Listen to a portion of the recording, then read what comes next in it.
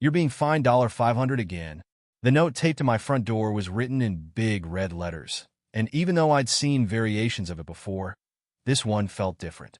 It felt menacing, and to be blunt, it had me seeing red. Hello, I'm Linda Rowan.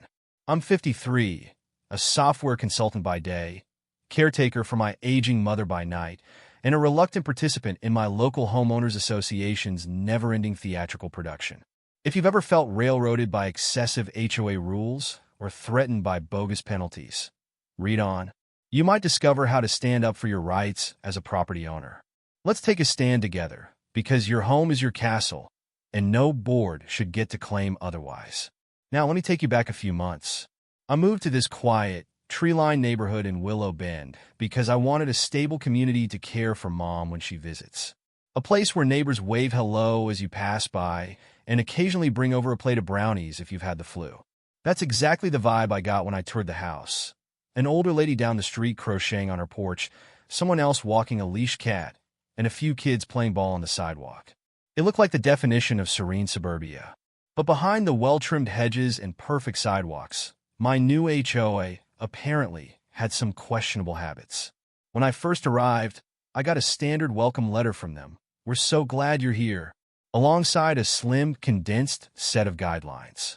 The full rulebook was promised at orientation, but orientation kept being pushed back. I shrugged it off, busy with settling in, painting walls, and trying not to trip over boxes. A few weeks later, I got my first courtesy reminder about a violation I allegedly committed. Some nonsense about my house number not being in the right font or color. They wanted me to replace the metallic brass digits with the officially approved black script style or face a $50 fine. This was inconvenient, but I tried to be a good neighbor. I ran to the hardware store that very evening and changed my house numbers. Crisis averted, I thought. Little did I know, that courtesy reminder was only a warm-up. Less than a month later, the HOA informed me I'd racked up a second fine for leaving my trash can on the curb too long. I let it sit out overnight when I'd stayed late at my mother's to make sure she was safe. My mother has early-stage dementia, so yeah, I forgot about a trash bin. The fine was $100 and arrived as a stern notice covered in bold red exclamation points. Violation number 2. Trash can negligence. I started suspecting they took the term violations a little too seriously. But as a middle-aged woman on her own, I didn't want to seem like I couldn't follow rules. So I grudgingly paid the $100. The last thing I wanted was a spectacle. When I moved in, I'd hoped to do a bit of entertaining. Hard to do when the HOA knocks at your door every other Tuesday with some brand new complaint. 3 months in, the fines kept snowballing. They claimed my front yard's rose bush needed mandatory shaping, or it would be $75. Then, they said my garden gnome was unapproved decor and threatened $150. It was a whimsical little gnome holding a basket of daisies. Hardly an eyesore. But I was too busy to fight them. I gave in and moved the gnome to my backyard. But my frustration started boiling. If you're reading this and rolling your eyes, you're not alone. My colleagues at work told me this was typical HOA gotcha stuff. If you let them, they'll treat you like a tenant, one friend warned. Even though you own your house, they act like they own it, too. Yet, ignoring the warnings, I kept paying or adjusting for minor infractions. It made me angry every time, but I told myself it was better than hosting a war right where I sleep. I was already juggling an intense job, trying to keep my mother's medication schedule straight, and hoping to salvage a little me time on Saturday afternoons. The last thing I wanted was to spend my precious hours tussling with the HOA. Then came the big blowout. One crisp morning, I walked out to check my driveway, something I do on autopilot. And there it was, a large industrial dumpster, planted squarely in the middle of my own driveway. My heart lurched. Some official-looking note taped to my car's windshield read, HOA authorized block. Fines pending. Do not move dumpster, or you will incur additional penalties. I stood there in my driveway, speechless. That very day, I had a client meeting at 8:30 a.m.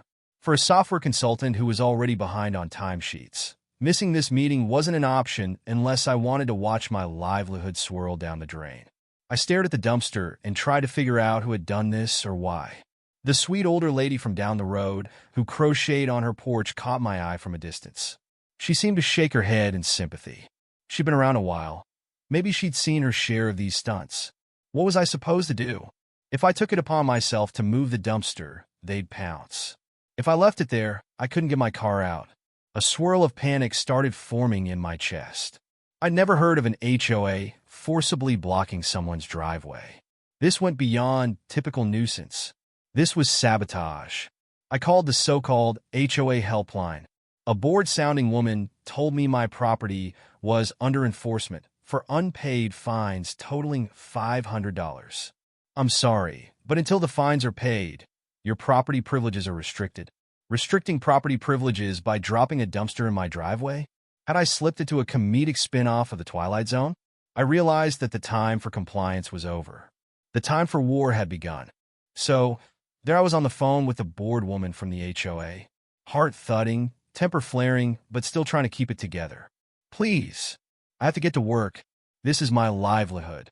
Can you at least remove the dumpster for a day so I can drive out? No, she said flatly.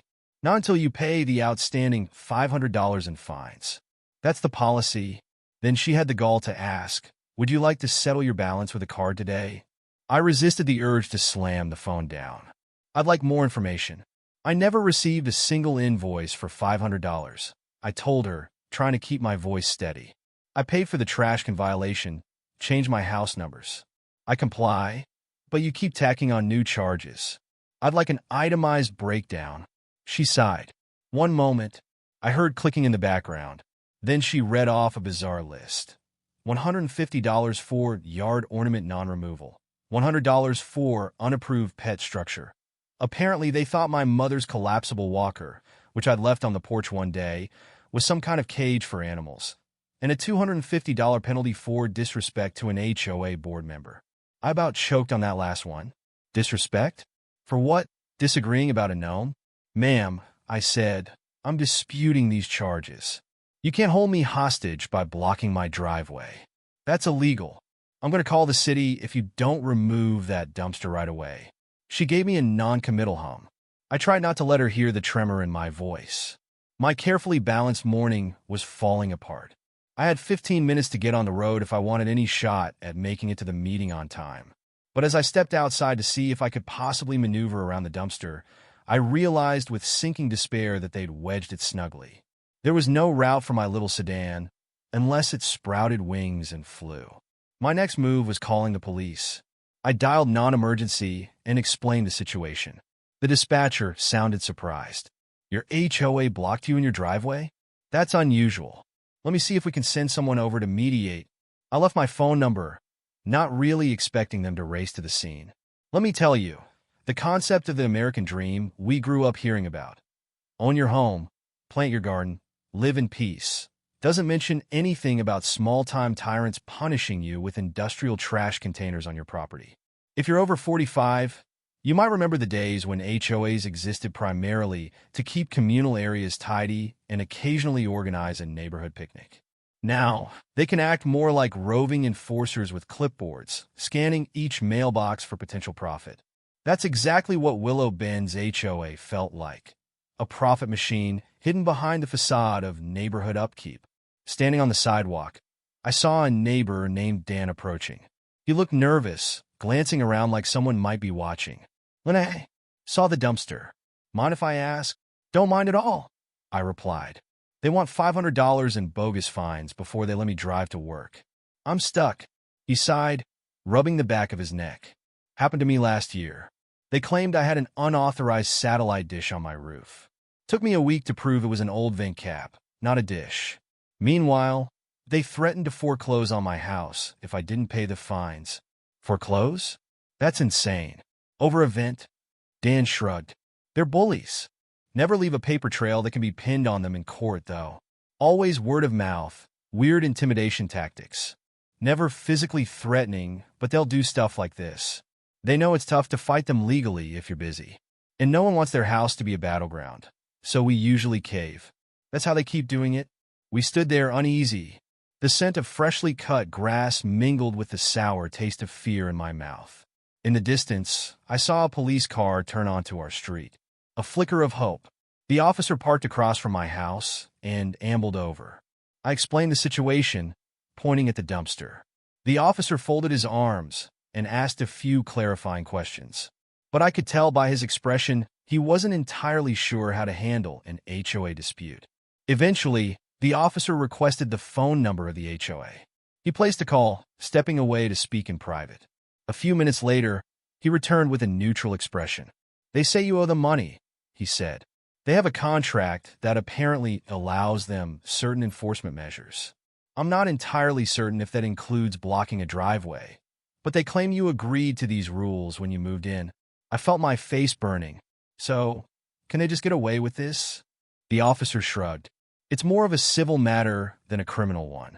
If you believe they're acting illegally, your best bet is to contact an attorney." "Sorry, ma'am." He politely reminded me that if they damaged my property physically, I could file a different kind of complaint. But for now, the dumpster? The HOA insisted it was on common ground, some loophole in the property lines, and the police didn't want to forcibly remove it. I felt as though the world had spun off its axis. This was my driveway, but the HOA's labyrinth of rules apparently gave them enough wiggle room to do what they wanted. My blood pressure soared. The officer said softly, "I can't force them to remove the dumpster, but if you need a ride to work, we can drop you off." A kind gesture, but not exactly a permanent fix. Right then, I made a decision. I wasn't going to keep letting these people bulldoze me. I thanked the officer and told him I'd figure something out. Once he left, I turned to "Damn, I'm done. This is war," I declared. "I'll see them in court if I have to.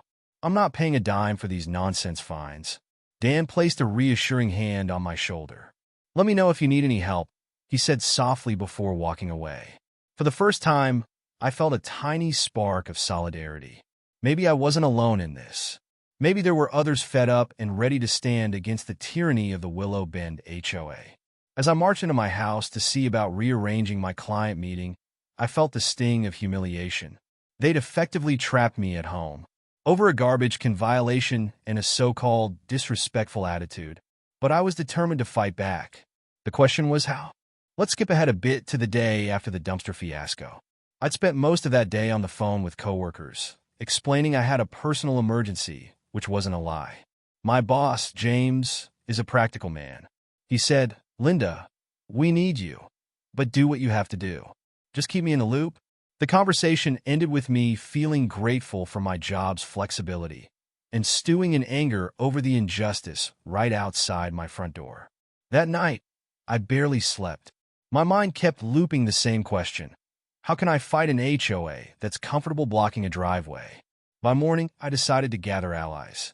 I printed a short letter describing the dumpster incident and the suspicious list of fines, and I walked around the block, discreetly sliding it into mailboxes. My mother used to say, "Sunlight is the best disinfectant." If the HOA wanted to keep neighbors in the dark or isolated, I'd do the opposite, shine a glaring spotlight. On that walk, I made small talk with a few neighbors I recognized, from the crocheting widow on the corner to the father of the kids who played basketball in the street. "That's outrageous," they murmured. "They blocked your driveway? Over a few fines?" Some looked frightened, but others looked defiant. I collected phone numbers. One man, Harrison, was a retired attorney. His eyes narrowed when I told him the story, and he asked me to email him all the documentation. "I'm happy to advise you. Off the clock," he said. "I have more free time these days." That was the first breath of fresh hope I'd felt in weeks. Back home, I finally got to see the email from the HOA.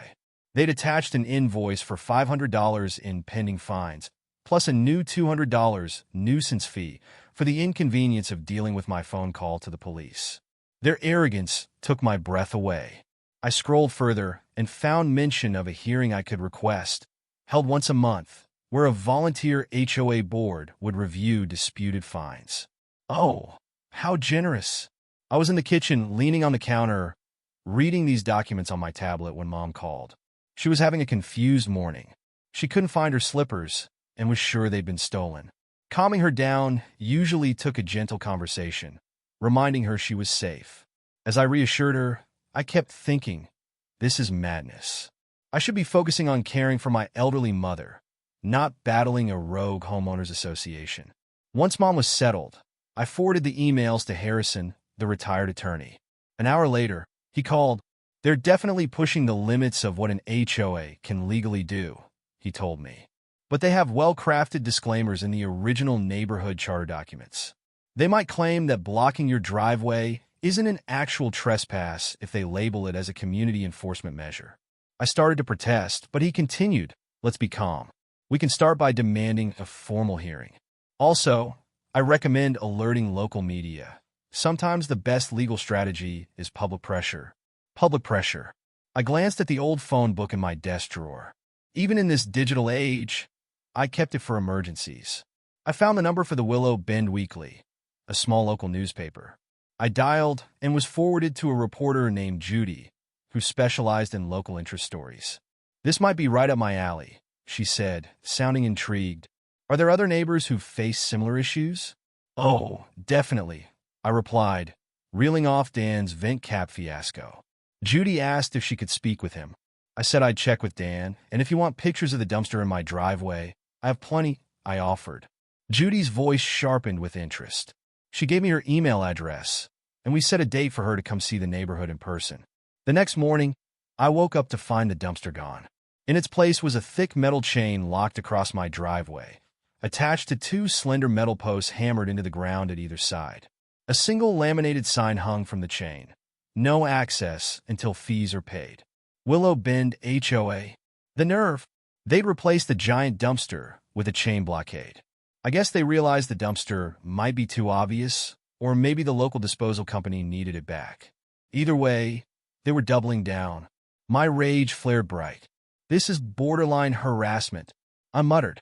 That evening, Judy the reporter came by. She was about my age, mid-40s, sharp-eyed, with a silver streak in her hair. She took photos, asked for my side of the story, and interviewed Dan and a few other neighbors who had also been singled out by the HOA. Each story was worse than the last.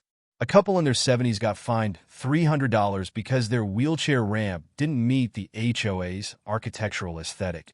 Another neighbor was threatened with a lien on their property for having a hummingbird feeder that supposedly attracted too many birds. Judy scribbled in her notepad, I've heard of strict HOAs, but this is next level. I felt a small sense of validation. Soon, the entire neighborhood might know about Willow Bend's antics. And once the spotlight was on them, maybe they'd back off. Unless, of course, they dug in deeper. In the days leading up to the monthly HOA hearing, I prepared meticulously. I compiled every letter and invoice, documented every phone call, even if I only had approximate dates, and printed photos of the dumpster, the chain blockade, and the sign. Harrison helped me structure my argument. The blockades were a violation of my property rights. The fines were unsubstantiated, and the so-called disrespect charge was borderline defamation. Meanwhile, the chain stayed in place, reminding me daily of my captivity. My boss James was patient about my remote work arrangement, but I couldn't keep this up forever. Some days I borrowed rides from Dan or other neighbors just to run errands. I felt humiliated each time. My mailbox overflowed with neighbors' letters about their own horror stories. This was bigger than me alone. I also started noticing changes in the neighborhood. The crocheting widow, Ms. Oliver, told me she'd just been fined for using non-regulation porch furniture. She had a glider bench that was not found on the pre-approved list. The intimidation was ramping up. Yet more people were quietly whispering that the HOA board was run by a small clique with personal ties to local contractors. Someone's son or cousin who replaced house numbers, shaped hedges, or provided approved porch furniture. Suddenly, the pattern was clear. By forcing expensive changes, the board was funneling business to certain providers. The fake fines were fueling a racket. Was I furious? Yes, beyond words. But I also felt a sense of mission forming. If I could expose this scheme, maybe we could free ourselves, maybe even dissolve this corrupt HOA. Neighbors were telling me, please keep going. We're right behind you, but I felt a heavy weight. They were counting on me to stand up at that hearing, come what may. As the day of the hearing approached, I zipped up my big vinyl binder of evidence, took a deep breath, and whispered to myself, Linda, you've fought tougher battles, like taking care of your mom, forging your career from scratch. You can do this. I tried to channel my older, wiser self. All I wanted was to live in my house with dignity, without being extorted. That didn't seem like too much to ask. On the night of the hearing, I arrived at the small HOA office in the neighborhood rec center. By foot, of course, since my driveway was still chained. The building was a squat, single-story structure with fluorescent lights that flickered overhead. A row of folding chairs lined one wall, and 5 stern-faced board members sat behind a folding table at the front. I recognized a few of them. Bethany Moore, who lived 3 houses down. She'd never given me the time of day, but apparently she was the HOA president. Mark Whitaker, a tall man with a perpetually smug grin. He was rumored to be behind the yard maintenance services that the HOA recommended. Charlene Yu, quiet and stern, who wrote the monthly newsletter. 2 others I hadn't met, but looked equally closed off. The meeting started with them calling my name. Linda Rowan, announced Bethany, tapping a pen on the table. Please step forward and address your violations. I placed my binder on the table. I'm here to dispute the validity of these fines, particularly the claim of disrespect, the yard ornament fee, the so-called unapproved walker structure, and the new nuisance fee. Additionally, I challenge the legality of your enforcement methods, specifically blocking my driveway. The board members exchanged glances. Mark Whitaker made a show of flipping through papers. We have photographic evidence of your yard gnome, he said in a tone dripping with disdain. HOA regulations are clear about only using board-approved lawn decor. That item was not on the list. I try not to roll my eyes. I moved it to the backyard when you first requested, so that should be resolved. Bethany Moore leaned forward. We also have a complaint about your phone call to the police, causing undue stress and damage to the HOA's reputation. That's the basis for the $200 nuisance fee. I couldn't believe her audacity. I was locked out of my own driveway. The police were called because I was worried about an illegal blockade. HOA policy states we can enforce liens, blockades, and other measures for unpaid fines. Mark piped in. It's all in the contract you agreed to when you purchased the property. I opened my binder to a highlighted page. I've read those documents. Nowhere does it say the HOA can prevent me from accessing my car for work. Bethany shrugged. Interpretation. But we find your complaint disingenuous. We gave you multiple warnings about outstanding fines, and you chose not to pay. I swallowed my anger. You never provided itemized justification for the $500. You can't just tack on random amounts. Bethany put on a thin-lipped smile. We can justify them. We have a breakdown right here. She slid a piece of paper toward me. It was a typed list that included the yard ornament, the unapproved walker structure, the disrespect to a board member, and, get this, a $100 line item for general HOA overhead. They were literally charging me for overhead costs. I turned the page to the board, ignoring the sudden dryness in my throat. This is extortion, and I'm prepared to take legal action, if necessary. A visible flicker of annoyance crossed Bethany's face. Ms. Rowan, we're trying to keep our community orderly. If you can't follow the rules, I've followed every legitimate rule. I cut in firmly. You're the ones overstepping. At that moment, I saw a small group of neighbors lingering by the open doorway. They come in support. My heart gave a tiny leap. My neighbor Dan was there, along with Harrison, who gave me an encouraging nod. The crocheting widow, Ms. Oliver, sat in the back row, her knitting needles clicking quietly. A wave of relief washed over me. I wasn't alone in that dim, fluorescent-lit room. Mark turned to my support group with a scowl. This is a closed hearing, he said brusquely. But Bethany raised a hand, telling him to let them stay. Probably because turning them away might look bad. I took a deep breath and pressed on. I have evidence, statements from multiple neighbors, that your so-called rules are selectively enforced. You fine some residents for minor things while ignoring bigger violations from others. I also have reason to believe certain board members profit from the recommended contractors. Bethany's face went pale for a second. We do not profit. We're volunteers, Ms. Rowan. Harrison spoke from the back of the room, in a calm but resonant voice. I served as an attorney for 35 years. I've seen HOAs taken down for less.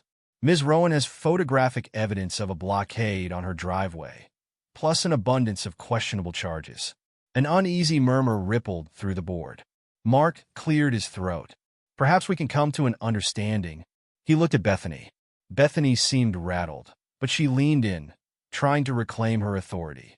The board will consider waiving some fines if Ms. Rowan issues a formal apology for the disrespect and agrees to. I'm not apologizing, I said.